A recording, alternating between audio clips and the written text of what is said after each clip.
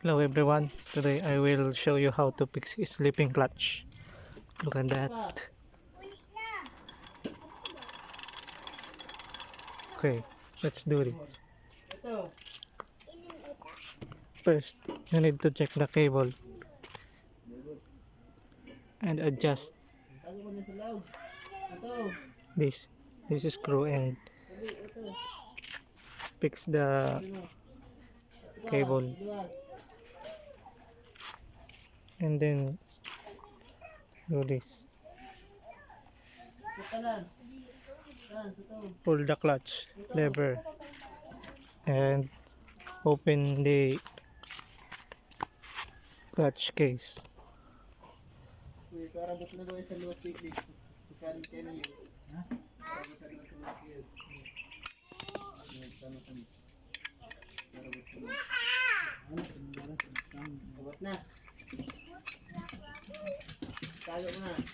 My, my clutch cover has already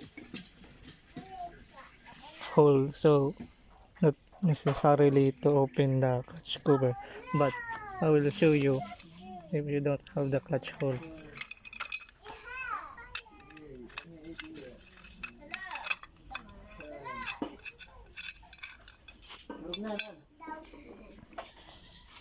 Now, untighten the screw so the flower nut will quicken adjust. Now tighten the flower nuts.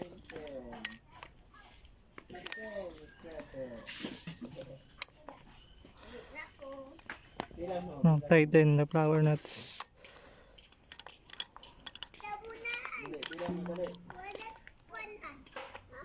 Like this. And loose one space like that.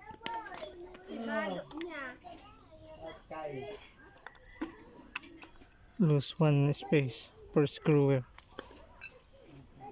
and tighten.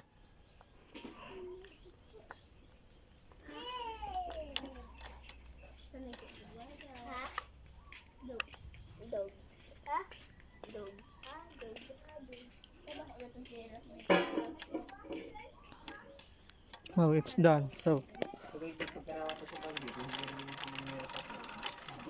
it turns because the clutch is on.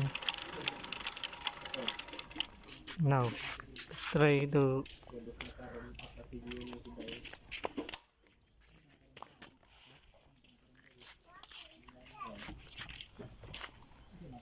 okay.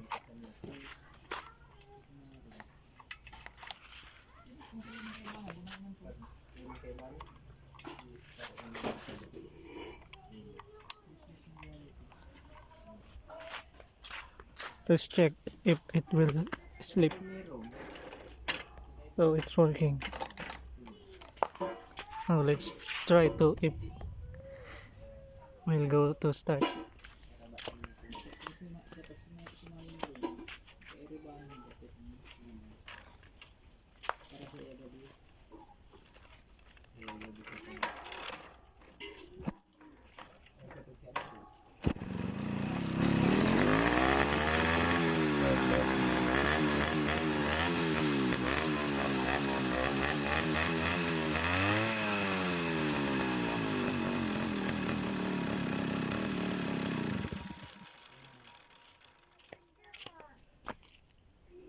Okay, well done. So let's put back the clutch cover.